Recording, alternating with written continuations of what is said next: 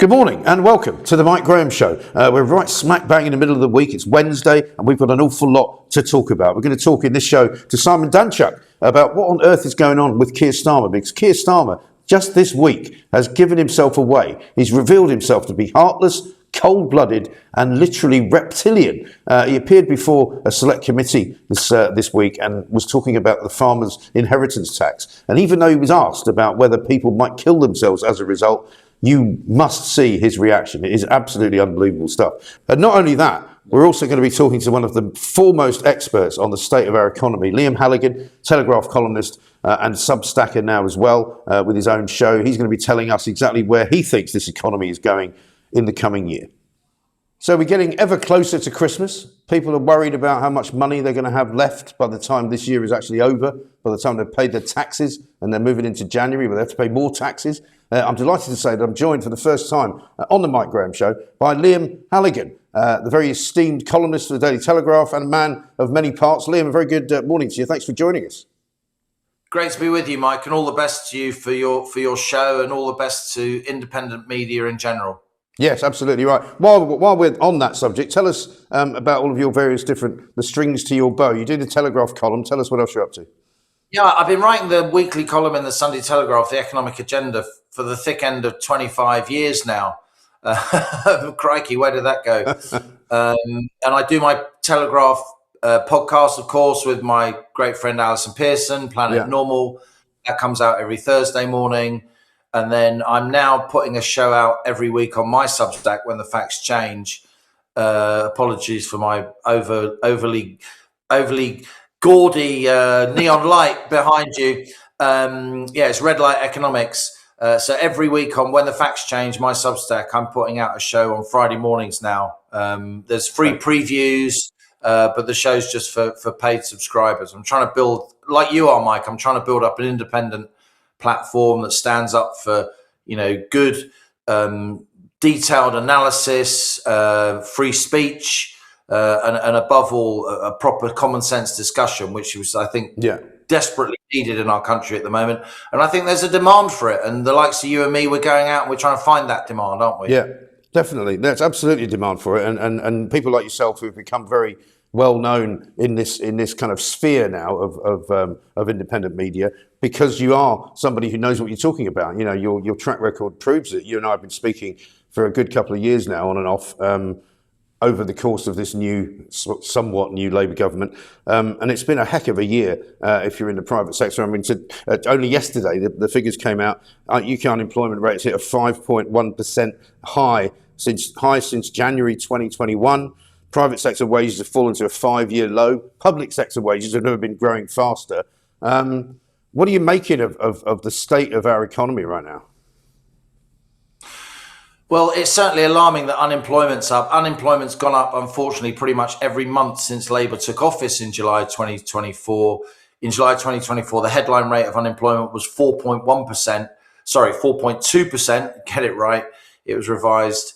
And now it's 5.1%, which, as you say, is the highest for many, many years. And we're seeing also a fall in the number of payroll jobs. And again, that's been very marked since the autumn of 2024, when Rachel Reeves had her first budget, introduced that £25 billion tax on jobs, hiking employer national insurance contributions, lowering that threshold, really making it more difficult for employers to take on particularly lower income workers, because the national insurance threshold was brought down, particularly youngsters trying to get a foot on the ladder, part-time workers and so on. And it's showing in the growth numbers, Mike, with the best will in the world. Consider when we were lads and Tony Blair and the gang came in 1997, firstly, the national debt was 35% of GDP, but growth for the first 4 or 5 years of New Labour was like 2.5 to 3.5, 1 year above 4%. I mean, we can only dream of growth like that now. When there's more growth, there's more money knocking around, there's more tax revenues, benefit bill naturally stabilizes because there's fewer people who need support because the economy is going gangbusters. This time Labour have come in, the national debt, the Tories left them, a pretty rough inheritance, was already above 90% of GDP. But I'm afraid again, with the best will of the world, I want the government of this country to succeed. I'm afraid that the diagnostics have gone in the wrong direction since Labour took office. They're a very statist party. They're much, much more left-wing than Tony Blair and his friends were back in the late 90s. Unemployment's gone up. Growth has been basically flatlining or negative for the last 4 months. And that makes the fiscal position worse. And because we do have such high national debt, because our interest payments are so high, something that you and I have talked about a lot, spending twice as much on debt interest as we do on defence, more than we spend on debt interest than we do on schools. I mean, that is immoral. Just the interest on servicing the debt. There is this sort of sense of doom overlaying the economy, the kind of spectre of a possible fiscal collapse, not just in the macroeconomy, the government's finances, but also at household level. And you're seeing it at the tills, Mike. This is not, a Merry Christmas on the high street, and the high street desperately needs a boost. And we are not seeing those Christmas tills ringing the way they were. A lot of families are cutting back, and we're in danger of getting this doom loop intensifying, where the government keeps jacking up taxes to plug a hole in the budget that's caused by too much welfare spending, and the economy keeps spiraling downwards. It's not a very cheery, Christmassy message, Mike, but I'd rather be accused of being miserable than be wrong. Yeah, well, absolutely right. I mean, I don't know anyone who's looking forward to the new year. I don't know anyone who's looking forward really to anything. We see there's an interest rate decision to be made by the Bank of England on Thursday this week. Whether they do anything or not, whether whatever they do makes any difference, I don't know. All I can tell you is I talked to a lot of people who tell me that the housing market's completely flat. The car market is completely flat. The holiday market is pretty flat. People aren't going on holiday. They can't be sure if they can afford to. Everyone who's got kids is worried about the cost of living. It really is a bad spot that Reeves and co have got us into, and I don't see how they get us out of it. I think that's all accurate, unfortunately. I don't think they've got the kind of intellectual grit and determination and imagination to do what's needed, because I'm afraid the government, this is a very ideological government, and we've seen it in the public sector pay numbers that came out on Wednesday this week. 7.6% increase in public sector pay over the last year, compared to way below 5% in the private sector. The average public sector wage, Mike, for a long time has been higher than the average private sector wage. It's just a fact. And then people in the public sector often get all kinds of other benefits that those of us in the real world can only dream of.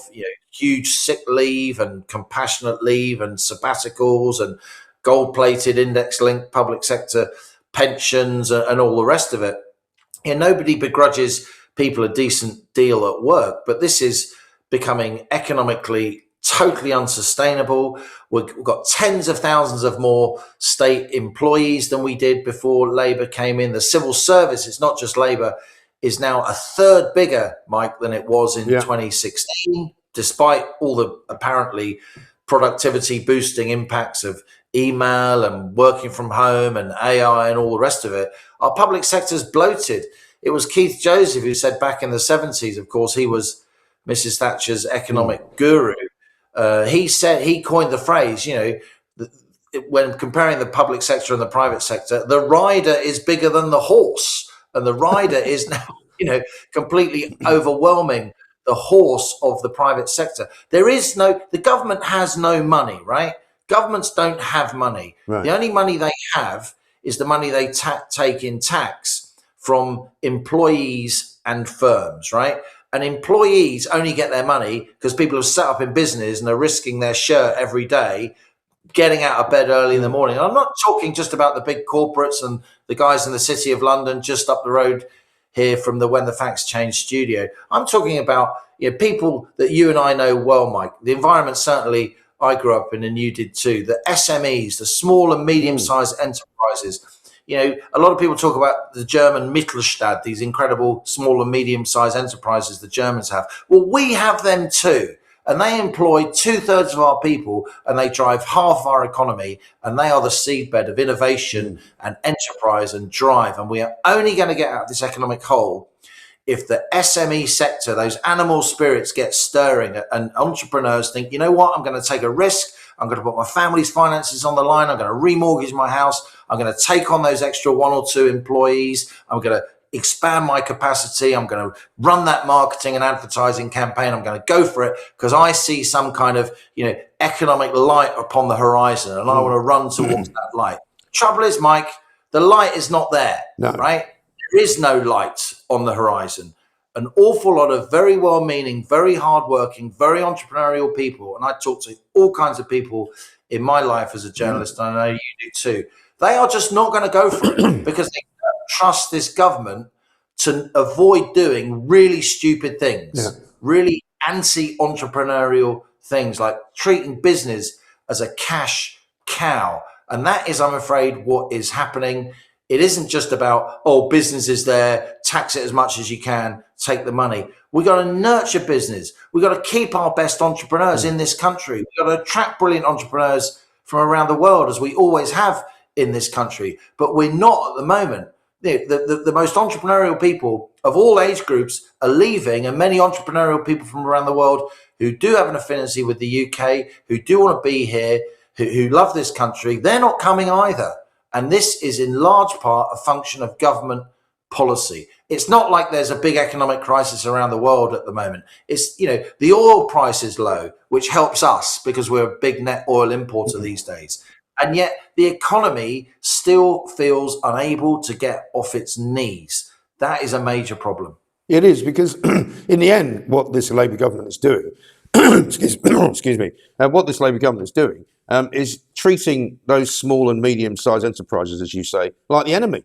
They're basically saying, well, if you're making money, you must be well off, therefore we're just going to take half of it. It's almost as if they think it's their birthright. And I've often had this argument with people in the public sector that, people who work in the public sector only really can afford to do that and can only be paid because of those of us who pay tax in the private sector. And without the private sector generating tax, there wouldn't be a public sector at all. And the doctors who are currently, about to go out on strike, these are the people who, if they get what they want, will have had a 56% pay rise in 2 years. It's unbelievable. Read the room, guys. I mean, look, the BMA, the British Medical Association, it's one of the most militant trade unions in the country at the moment. And I know plenty of rank and file doctors, good people. I was at university with lots of doctors, and certainly the ones that talk to me. Maybe the others keep stum when I'm around, but a lot of them that talk to me, they don't want this militancy, but they haven't got the guts to put their head above the parapet and say, no, I don't think we should do this. Look, we used to say forever the NHS was the best in the world, and people would bang pots and pans during COVID and so on. But the public's getting really impatient with the NHS. It's not the best in the world. It's not nearly the best in the world. And it hasn't been for years and years and years. If you look at the international metrics produced by the OECD think tank every year and compare us with the top sort of 30 odd industrialized countries in the world, we are at the bottom, right? Or second bottom in all the big headings of health outcomes. So that's strokes, heart disease, and oncology. That's not to say, we have to say this, don't we? But it's true. There aren't a lot of good people working in the NHS. There are a lot of good people working in the NHS, but there's a lot of the NHS, including some of the people in it, who are not doing a good job. Who think. Well, there's also an awful lot of rather than the public. Well, there's also an awful lot of people not working in the NHS because it has one of the biggest rates of absenteeism of any business in the world in terms of people who are off long-term sick, people who just take time off and never come back, but are still paid in some way, shape or form. And it's over-manned, it's bloated, it's inefficient, and they've got more people working in non-clinical jobs than they have people actually working on the front line. Well, this is what happens when you have an organisation that employs upwards of 1.2 million people. It's one of the top 3 or 4 employers in the world in terms of numbers. I think after the Chinese Red Army and the Indian State Railways. It's just completely mad. It's completely mad. We obviously want to preserve free at the point of use, but anytime anyone comes up with policies that defend free at the point of use, which is the sacred principle, which I definitely support, and if you start to talk about other ways of delivering it, not just a state monolith, the way the French do, the Danes, the Dutch, the Spanish, the Italians, across Western Europe, many countries offer free at the point of use like we do, but they don't do it in such an inefficient way. A lot of people on the left in particular, if you start talking about the structure of the NHS, they immediately think, oh, you want to go to an American system, you're going to leave people on the street unless they've got a credit card. That is not what I'm talking about. We have to have a proper grown-up discussion about how to deliver a decent healthcare system for the hundreds of billions of pounds we pay for it each year. By international standards, the NHS is not underfunded, right? But by international standards, it is deeply, deeply inefficient. And the health outcomes, objectively, scientifically speaking, it's undeniable, are not good for all the good work that, a big swathe of the NHS workforce does. But we have to have a proper conversation about, reform in this area and a whole swathe of public sector reform, because I'm afraid, we are living way, way beyond our means. Government spending rocketed above 55% during the COVID pandemic. And instead of returning to its sort of normal level of, 40 odd percent, it's still in the high 40s, and yet the tax take isn't, because as she keeps putting up rates, Rachel Reeves is undermining that tax base because she's undermining growth. Let's talk about Rachel Reeves, because you spoke earlier about what Keith Joseph said, the rider's bigger than the horse. And we always talk about Rachel Reeves in terms of her looking a bit like Richard III and comparison my horse and all that kind of thing. But, I'm looking at some of the comments underneath the Times article in the paper yesterday about the economic figures and how awful it all is. And people are sort of incredulous that Rachel from accounts, whatever you want to call her, has still got a job. I mean, how is it possible that she has managed to somehow muddle her way through, including that ludicrous leaked budget, which she said wasn't her fault, it was all the fault of the OBR, and he's now the chief of that, is now gone. I've been saying since about 6 months ago that she surely can't last in the job, and we all now know that Starmer's position is pretty fragile as well. But what do you see happening in the next few months? I mean, in terms of Rachel Reeves' ability to continue as Chancellor, apart from anything else? Well, the irony is, Mike, for everything you say there, and it's true, this was the most chaotic run-up to a budget statement, execution of a budget statement, and aftermath of a budget statement I've ever seen. And I've been covering the UK budget for the best part of 30 years now on various newspapers and broadcasters. It was extremely chaotic. And this is in a context, as I say, where there isn't at this stage any kind of global financial crisis. It's difficult, but it's not as if the backdrop, the global backdrop, couldn't get a lot worse, which it could. I'm not wishing that, but it's just an objective truth that it could get a lot worse. And yet, that is true. And yet, on financial markets, they're petrified that Reeves is going to go, because for all her fiscal profligacy, for all her irresponsible spending, for all her ideological bent towards expanding the state and spending lots and lots of money, the financial markets feel that she's the best of a bad lot. I mean, who could replace her? Anyone who's going to replace her, given the way Labour politics is going, with, as you say, Keir Starmer on his uppers, and Big Ange, the Red Queen, threatening to make it some kind of leadership comeback. Andy Burnham, the Manchester Prince across the water, way to the left of Starmer, even. For all his skill as a campaigner and a touchy-feely politician, and it's very considerable. You got to hand it to Andy Burnham. I spend quite a lot of time in Manchester, and he's popular up there. But he's popular up there because he's pretty left-wing, and that isn't going to be popular when Labour continue to keep borrowing every month lots and lots of money. So, for all our incredulity that Rachel Reeves, had this massive row with the OBR head, stood down, resigned, allegedly over a leak, which was an unfortunate thing. It wasn't a leak; it was some of the budget technical documents were released early. Maybe some email schedule wasn't set correctly.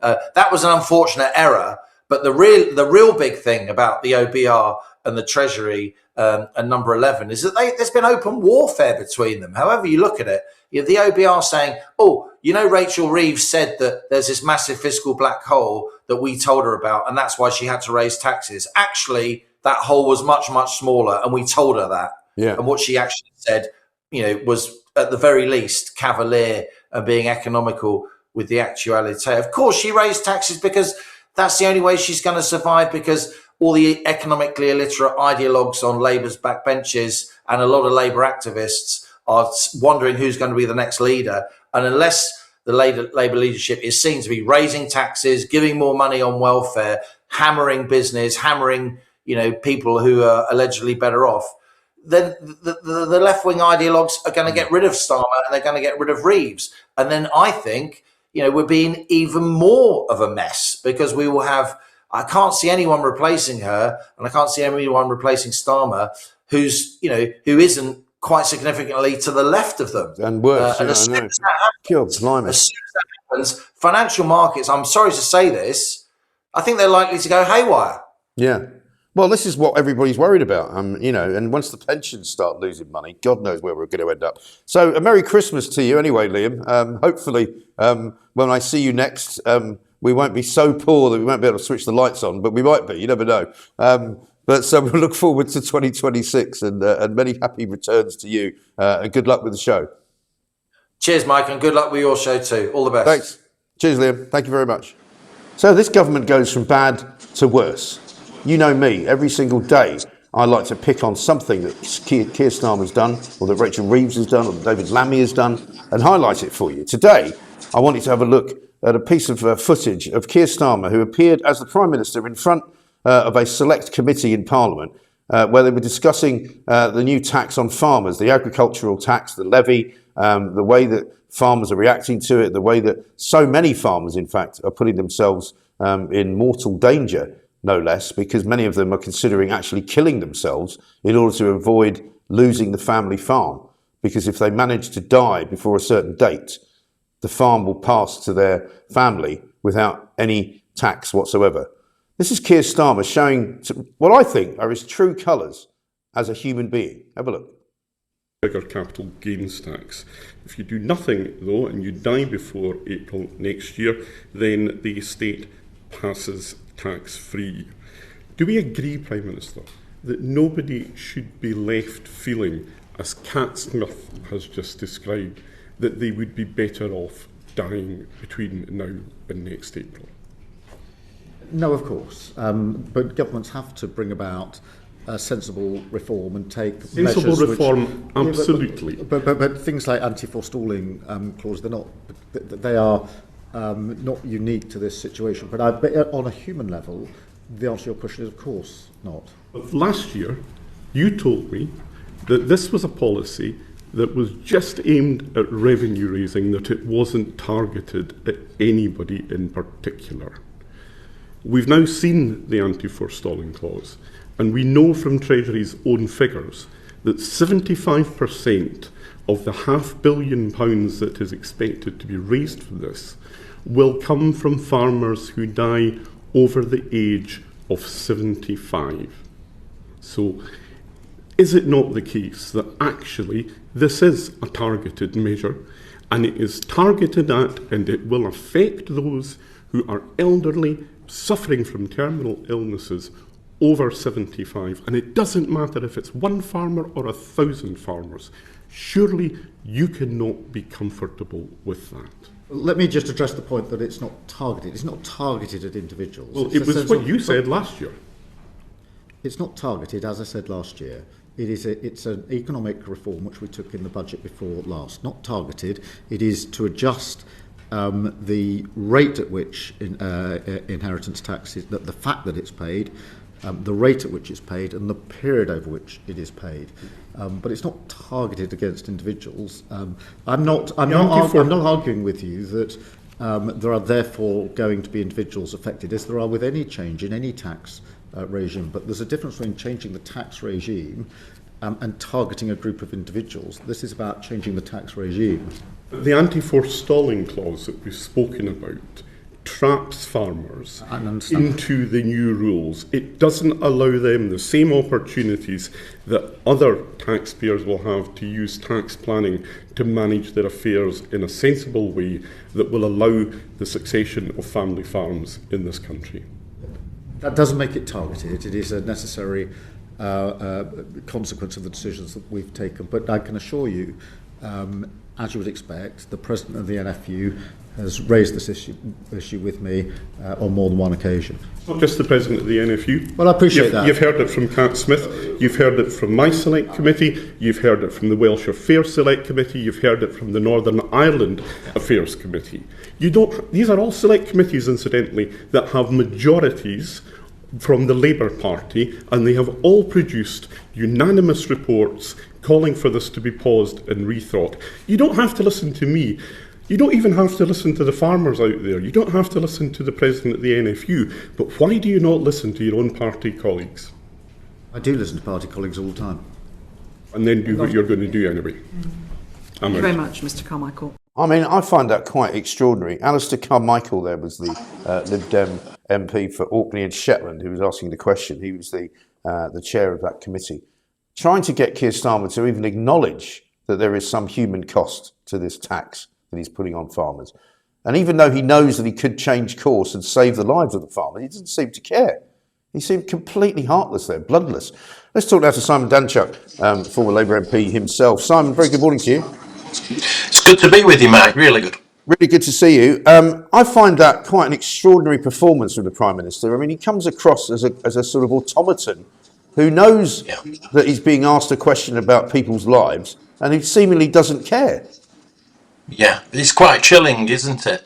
This is the Prime Minister. He calls it an economic reform as though it doesn't have personal impact on individuals. Well, it quite clearly does. This is farmers, elderly farmers, many are going to commit suicide before April when the inheritance tax changes come in force, and that's put to him, and he doesn't seem to care. That's the reality of it.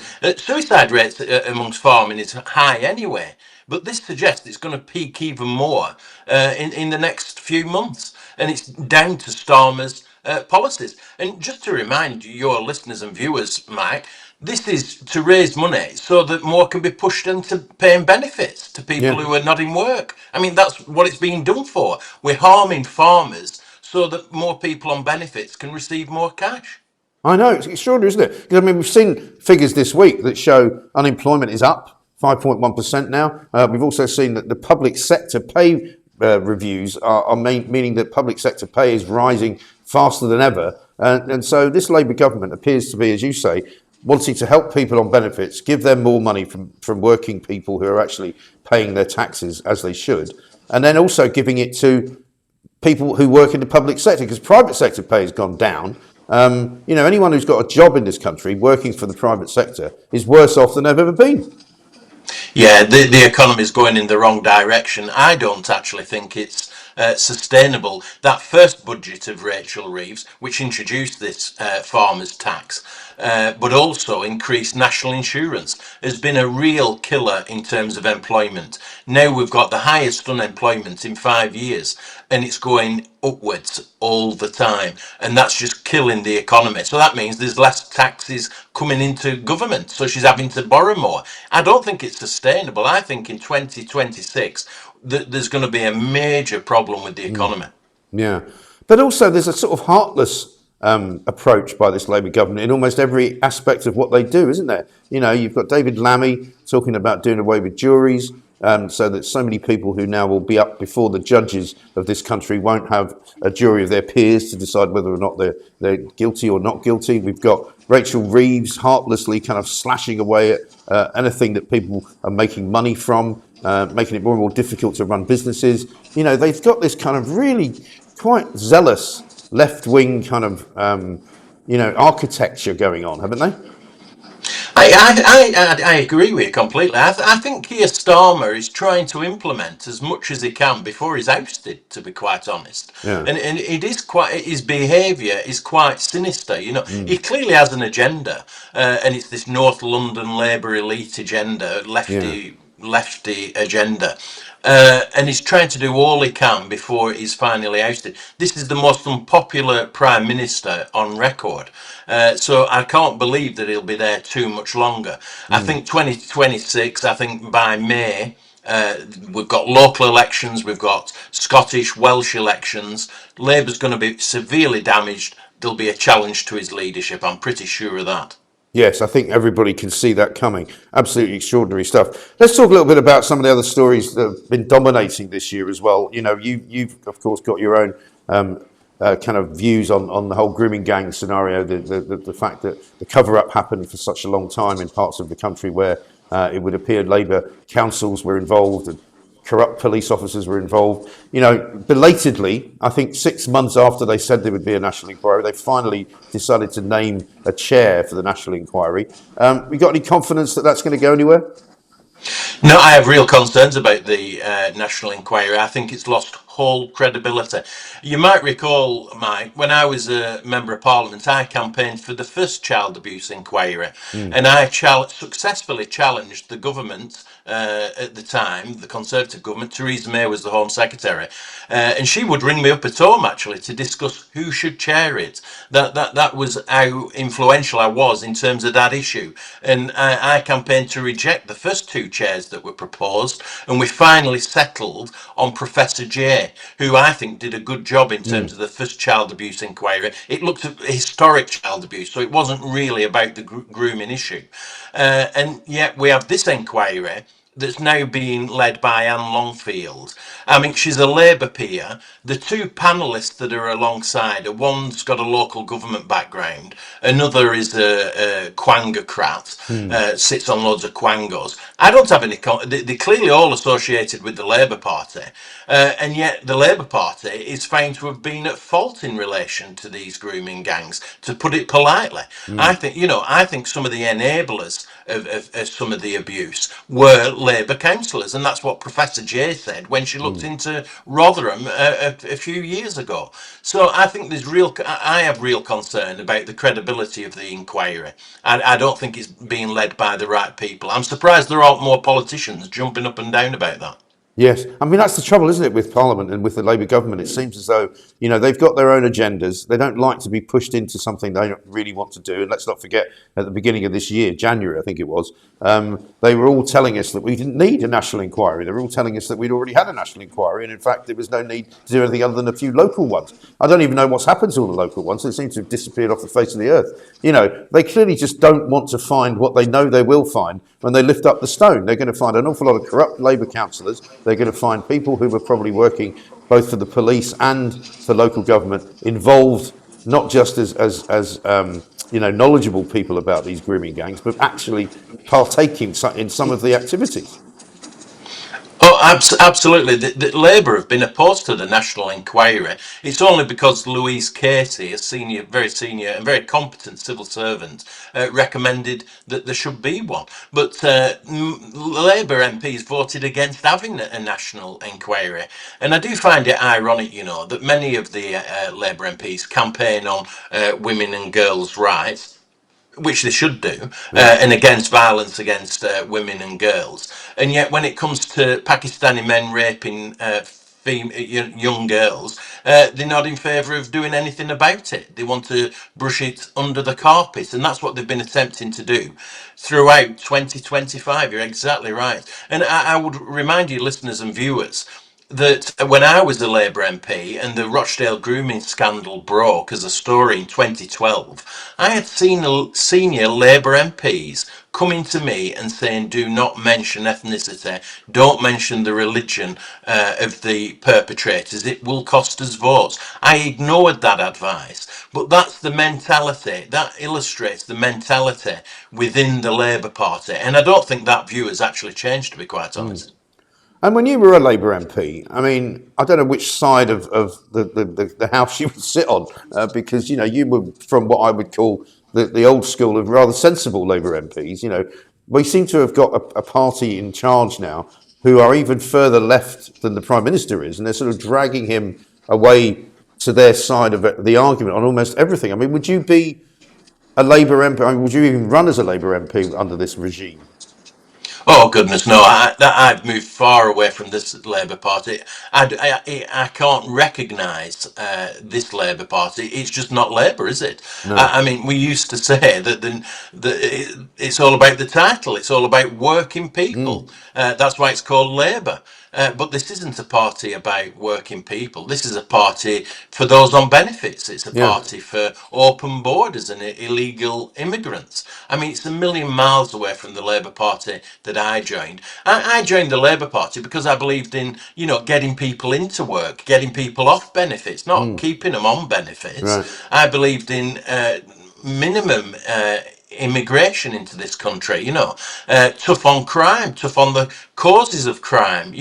That's not what we have under Keir Starmer. I mentioned earlier, Starmer, he moves in these circles in North London, him and Lord Hermer, and they have a particular worldview that just does not resonate with real people. It's hardly surprising, I have to say, that there was some analysis the last couple of days showing that they are due to lose the Red Wall, this string of constituencies across the north of England Yeah. will go to reform. There's no doubt about that. Hard-working people will not be voting Labour in the local elections, the regional elections, or in the next general election. I'm Yeah. pretty sure about that.